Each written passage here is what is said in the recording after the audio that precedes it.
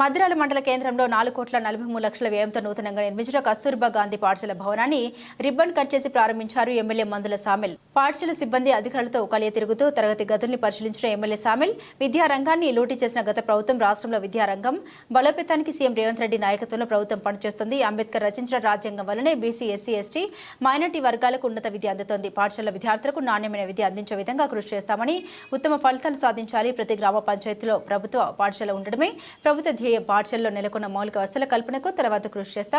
సమాజంలో ఉపాధ్యాయ వృత్తి అనేది పవిత్రమైంది. ఉపాధ్యాయులు, పాఠశాల సిబ్బంది విధుల పట్ల నిర్లక్ష్యం వహిస్తే కఠిన చర్యలు తప్పవు. పాఠశాల ప్రహారీ గోడ నిర్మాణానికి 82 లక్షలు ప్రకటించిన ఎమ్మెల్యే సామిల్.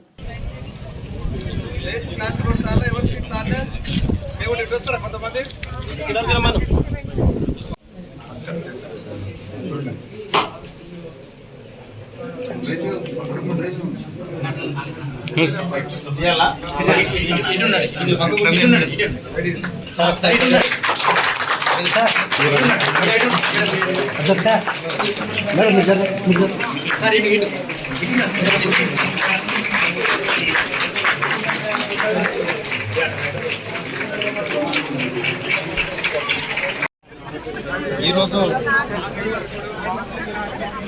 కస్తూర్బా నూతన పాఠశాలను ప్రారంభించడం జరిగింది. మద్దిరాల మండల కేంద్రంలో తుంగతుర్తి నియోజకవర్గం. దీన్ని ఇక్కడ దాదాపు 6th క్లాస్ నుండి ఇంటర్మీడియట్ వరకు కోర్సెస్ ఉన్నాయి. ఇప్పుడు దాదాపు 200 మంది విద్యార్థులు ఇక్కడ జాయిన్ అయ్యారు. ఇంకా చాలా మంది జాయిన్ కావడానికి అవకాశాలు ఉన్నాయి. కనుక దీనికి ప్రహరీ గోడ లేదు కనుక ఈ ప్రహరీ గోడను కూడా ఎస్డిఎఫ్ కాన్స్టిట్యుయెన్సీ డెవలప్మెంట్ ఫండ్ కింద దాదాపు 22 కోట్ల రూపాయలతోని గౌరవ ముఖ్యమంత్రి రేవంత్ రెడ్డి గారు మాకు ఎమ్మెల్యేకు ఇచ్చిన 10 కోట్ల రూపాయలలో దీనికి 82 లక్షల రూపాయలు కేటాయించడం జరుగుతుంది. దీని పక్కనే కూడా కాలేజీ ఒకటి కడతా ఉన్నారు. ఈ అన్నిటి కూడా చుట్టి ఒకటే కాలేజీ, ఒకటే పార్క్ కూడా పెట్టాలని కూడా సంకల్పించడం జరిగింది.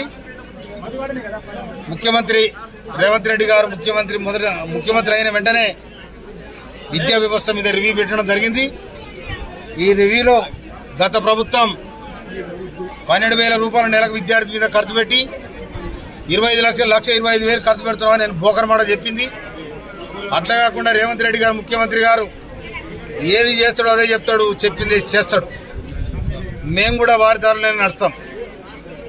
కనుక ప్రతి గ్రామంలో గ్రామ పంచాయతీలో పాఠశాల ఉండాలని చెప్పి ఇప్పుడు దాదాపు 7,000 మంది మెగా డిఎస్సి పెట్టి అన్ని పాఠశాలలకు ఉపాధ్యాయులను పంపాలని కూడా గౌరవ ముఖ్యమంత్రి గారు సంకల్పించడం జరిగింది.